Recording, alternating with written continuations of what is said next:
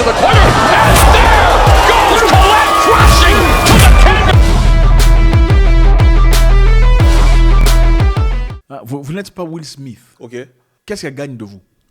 Pour que vous... Qu'est-ce qu'elle gagne de Oui, moi? qu'est-ce qu'elle gagne de vous? Écoute. Puisque vous voulez qu'elle soit gentille, qu'elle ne dise rien, qu'elle ne demande rien, pas d'argent de transport, rien du tout, pas amène-moi du chocolat. Bon, toi, tu lui donnes quoi? Qu'est-ce qu'elle gagne chez moi? Oui. Peut-être l'aspect, Quel aspect? le charisme de ma façon d'être. On va manger les charismes. Écoute, aucune femme, On va manger les charismes. c'est ça respectueuse si elle est seule.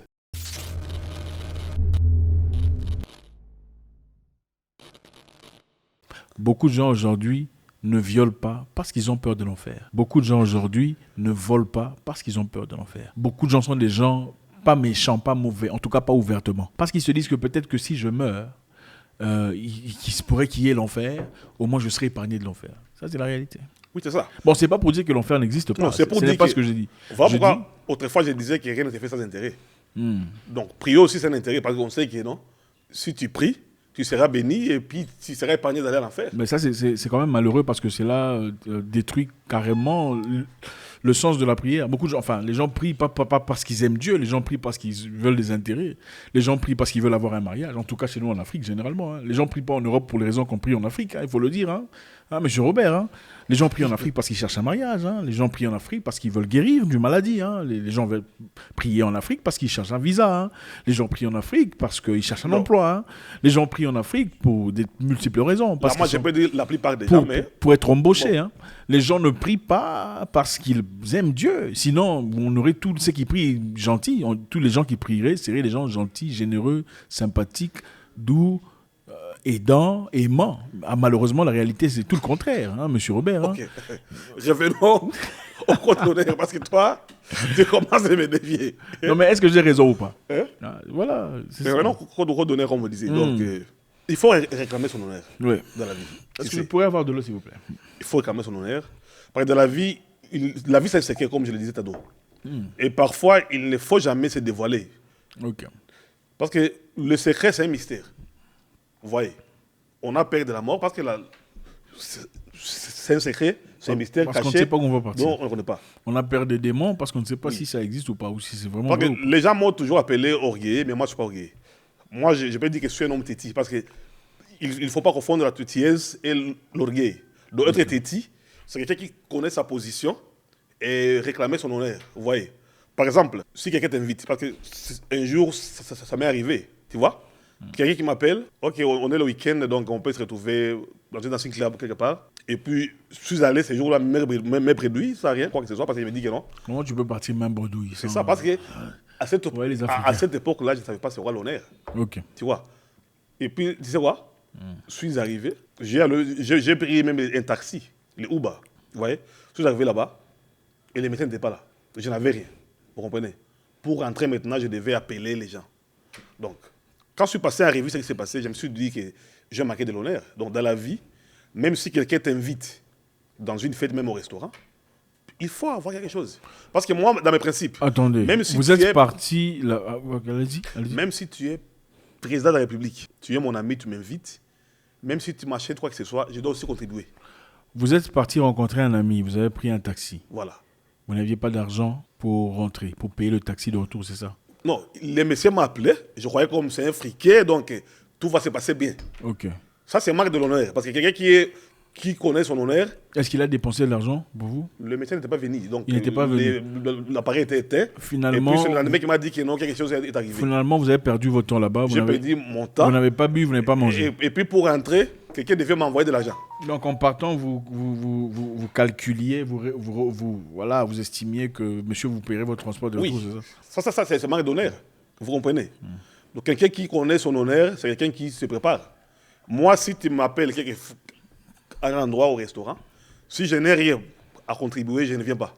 Je vais créer des alibis. Et pour non. ceux qui disent que celui qui invite, c'est celui qui paye. Non, ça, c'est mentalité des gens qui n'ont pas d'honneur. Ok. Un homme qui a de l'honneur doit s'assumer. Vous comprenez? On t'invite, même si tu ne contribues pas sur les frais qu'on va payer même les carburants. Chemin faisant, mon cher Rantoura, j'ai $20 Bon, ici. ici, on sait qu'il y a aussi des gens, il y a aussi des femmes qui font ça. Quand il faut payer, elle prend son sac. Elle fait semblant comme si elle veut ouvrir son sac. On vous connaît. Je vais te dire une Et chose. là, je ne parle pas partant d'un homme, d'accord? Je parle partant d'une femme. Ça, ce sont les rapports des femmes. Donc, les femmes entre elles, quand elles sortent, et que quand il s'agit de payer, on ne dit rien, hein, pas ouvertement. Chacun essaie de faire semblant de regarder dans son sac. En attendant que la personne qui a l'argent, celle qui sortira l'argent en premier, c'est elle qui paie. En fait, en réalité, elle ne cherchait pas l'argent. C'était juste sa stratégie de faire semblant comme si elle cherchait un truc. Je vais te dire que pas les choquer. Beaucoup de femmes, la plupart Il des faut femmes, changer. n'ont pas la notion de l'honneur. Ils n'ont pas ce code-là. Comment Parce ça? que quelqu'un qui a un code de l'honneur ne demande pas n'importe comment. Demander n'importe comment. Oui, les femmes vous demandent. Donc, la plupart des femmes demandent des histoires. Achète-moi un iPhone, j'ai besoin de ça. Ça, c'est marque de l'honneur. Mais au nom de l'amour, on ne peut pas te demander. Écoute, Bon, monsieur Robert, il Peu ne faut pas non importe- plus mélanger votre peu esprit importe pingre, le nom, au nom de l'amour, votre esprit quelqu'un avare. qui a de l'honneur Hein? ne demande pas Il n'importe s'attaque aux comment. femmes, hein, vous voyez, c'est lui, hein, c'est pas Je moi. parle aux hein. femmes. Il Beaucoup de s'attaque femmes aux- n'ont pas cette notion. Non, bon, vous voulez sortir avec quelqu'un sans rien lui offrir, quoi. Je vais faire, amène-moi le lunch Bon, au bureau. qu'est-ce que Je qu'est-ce que vous apportez à cette femme pour qu'elle vous donne son temps? Attendez, vous n'êtes pas Tom Cruise ou c'est qui l'acteur beau là? Comment il s'appelle? Ah, vous n'êtes pas Will Smith. Ok. Qu'est-ce qu'elle gagne de vous?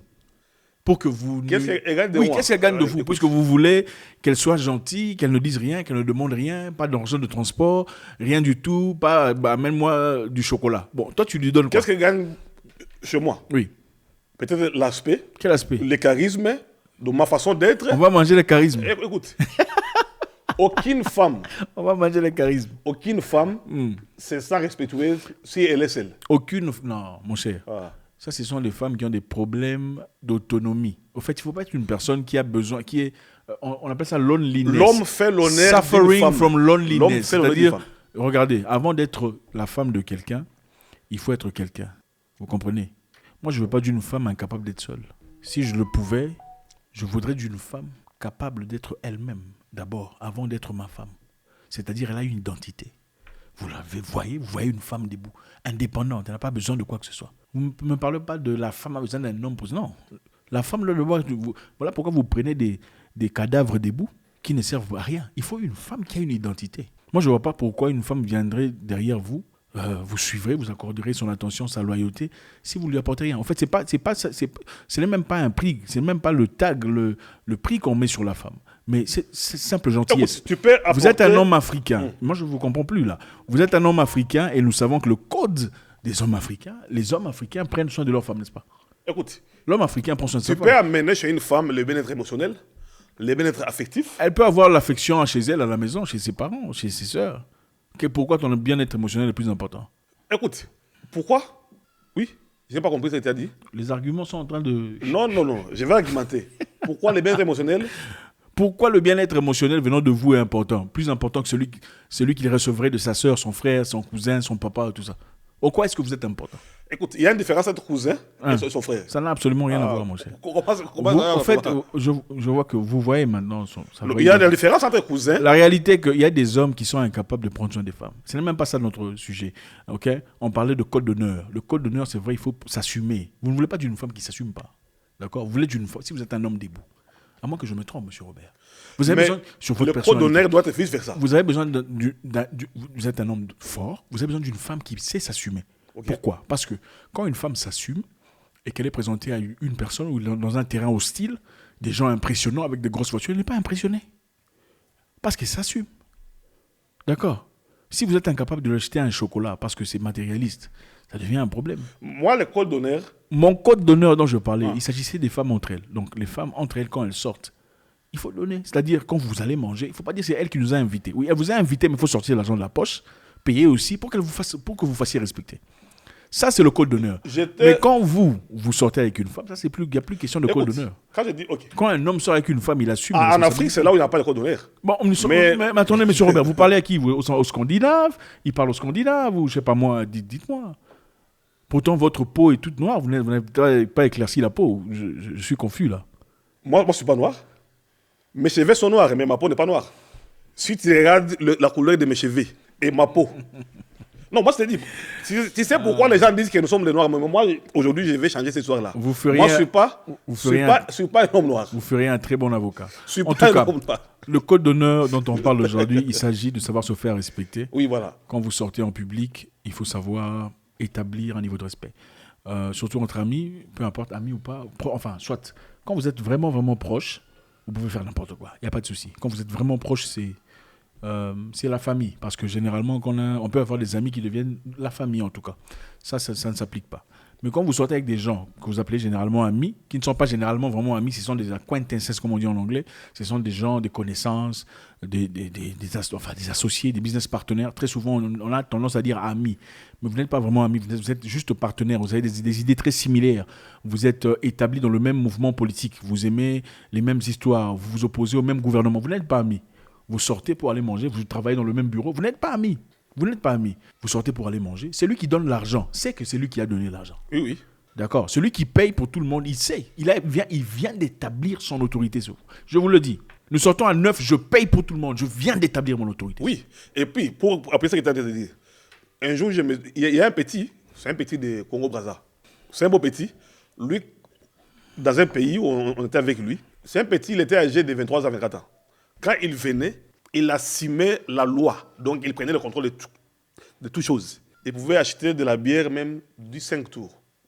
Tu sais quoi? Mais il y a un papa de 55 ans, lui n'achetait rien. Mais on envoyait le papa là d'aller acheter les crédits, les unités, quoi que ce soit, parce qu'il n'achetait rien. Mais le petit de 22 ans, il était là. Personne ne lui envoyait. Pourquoi? Parce qu'il confirmait son autorité. Le respect est quelque chose qu'on conquiert. On n'a pas droit au respect gratuitement. D'accord? Moi, je pense que quand vous atteignez un âge, disons 24 ans, pour dire à la moyenne, à 24 ans, vous êtes un homme presque complet. Bon, c'est vrai, à 24 ans, on ne se connaît pas totalement. Bon, disons à 30 ans. À 30 ans, vous êtes un homme complet. D'accord? C'est vrai qu'il y a encore beaucoup de choses à apprendre, mais à 30 ans, vous êtes un homme complet, supposons. Vous ne pouvez plus vivre derrière les gens. Oh, c'est mon vieux. Oui, il faut être respectueux. Mais vous ne pouvez plus vous laisser en arrière sur le plan intellectuel, disant c'est mon vieux. Comme il est mon vieux, il doit nécessairement ou essentiellement réfléchir mieux que moi. Non. Quand vous avez 30 ans, vous faites de recherche. Vous vous cultivez. Vous vous abondez de connaissances et de pouvoir. Le sens de respect et l'honneur, c'est une connaissance qu'on a. Qui malheureusement, beaucoup de gens à 54 ans n'ont pas. Voilà pourquoi vous voyez une personne jeune respectée par de vieux. Oui. Ce sont des gens qui entrent dans le bureau. Ils n'appellent pas tout le monde vieux. Bonjour mon vieux. Non. C'est bonjour. Bonjour, comment allez-vous? Je vais très bien. Quand vous allez dans un bureau, vous trouvez des gens plus âgés que vous, qui se comportent comme des enfants. Il faut les laisser comme ça. Il ne faut pas rappeler, oh mon vieux. Non. Laissez-le dans cette position. Là, c'est en Afrique. Tu sais que... bon. Nous parlons aux Africains, M. Robert. Oui, je me souviens. Ok. L'ambassadeur de l'Angleterre m'a visité un jour quand j'ai fait un projet avec le gouvernement d'Angleterre. Il s'appelle Mr. Jim. Je l'appelais Jim, how are you? Mais c'est un papa de 60 ans. Mais en Afrique, si tu appelles un papa de 60 ans, au nom de qui que ce soit, c'est un manque de respect. La nuance ici est quoi? On ne vous demande pas d'appeler quelqu'un en son nom. On vous dit ceci. Vous êtes dans un bureau, vous travaillez avec des gens plus âgés que vous. Ils vous accordent le respect ou ils ne se respectent pas. Gardez votre niveau, gardez le cadre. Ne descendez pas à leur niveau. Voilà. Ok? Ne rappelez pas mon vieux. S'ils vous appellent collègue, appelez-les collègues. Vous comprenez? S'ils vous appellent collègue, il ne faut pas lui dire mon vieux. Absolument pas, vous vous réduisez. Vous pensez que c'est l'humilité. Moi, je vais vous dire un truc. L'humilité, c'est en Europe que ça fonctionne. Il faut être gentil, il faut être bien avec les gens. Mais l'humilité en Afrique ne vous donne pas beaucoup de choses. L'humilité, c'est comme heureux le pauvre, car ils verront le royaume des cieux. C'est la même chose. En Afrique, quand tu es humble, on te piétine. Il faut savoir comment établir sa position. Okay? Le respect, ce n'est pas seulement avec l'argent. Le respect, c'est avec son attitude, son accoutrement, son apparence, son expression, sa façon de s'exprimer, de parler, sa façon de s'affirmer. Beaucoup de gens, je comprends, dans beaucoup de pays, pensent qu'on va gravir les échelons en léchant les pieds, les bottes des gens. Ça fonctionne jusqu'à un certain niveau. Ensuite, ça devient difficile. Mais je ne pense pas qu'un homme voudrait gravir les échelons seulement en léchant les bottes des gens. S'il faut choisir entre gravir les échelons en léchant les bottes ou gravir selon les compétences et l'aptitude, je pense qu'un homme choisirait les compétences et l'aptitude. On ne se courbe pas devant n'importe quoi. Et la grandeur, l'honneur, l'âge, comme on dit en Afrique, l'âge n'est rien en fait. L'âge, age is just a number. Il y a des gens, poissons, tilapia, crapauds à 54 ans. Même les idiots vieillissent. Pendant qu'il y a des gens très forts, très jeunes, très cohérents, mais très jeunes. 18 ans, 20 ans, 22 ans. Cultivez-vous. Thomas Sankara était très jeune quand il était président. Lumumba n'était pas vieux.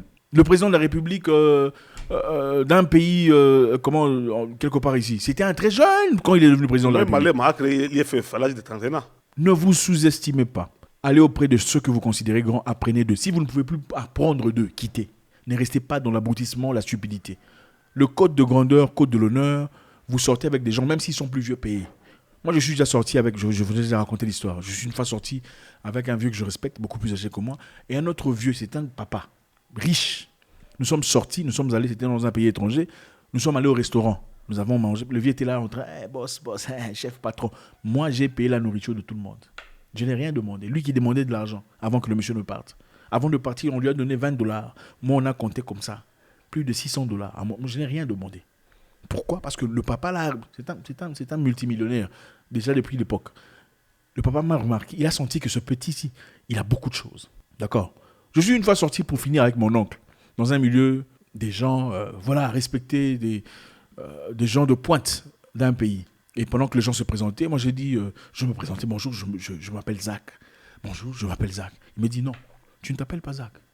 Ton nom est Monsieur Mouikassa. J'ai dit, ouais, Monsieur Mouikassa. Bonjour, mon nom est Monsieur Mouikassa. Et à partir de là, c'était des sénateurs, des vieux, je vous dis. Oui. Monsieur Mouikassa, comment allez-vous ? Je m'établis, j'étais le plus jeune. C'est ça le code de l'honneur, ok ? On ne accepte pas des choses venant de n'importe qui. En tant que femme, on ne prend pas des cadeaux de n'importe qui. Une femme, c'est une personne capable de dire non à un cadeau. Ah bon ? Oui. Donc, ok. Une femme peut dire non à un cadeau. Un cadeau. Moi, j'ai déjà emmené quelqu'un de... Je lui ai dit, prends des bijoux. Ça dépend aussi des cadeaux. C'était à... Si c'est une voiture. Écoutez, c'était à... comment vous appelez ça ? Côte d'Azur. Côte d'Azur. Après un combat. Oui, après un combat. Prends des bijoux. Elle a dit non. Waouh. Oui. Tu m'en achèteras quand tu m'épouses. On avait déjà viré les trucs là. Il faut savoir se faire respecter. Oui, alors, ce que je voulais dire ici, le code d'honneur englobe beaucoup de choses. Il faut se tirer à quatre épingles. Quand il sort, tu dois te faire affirmer.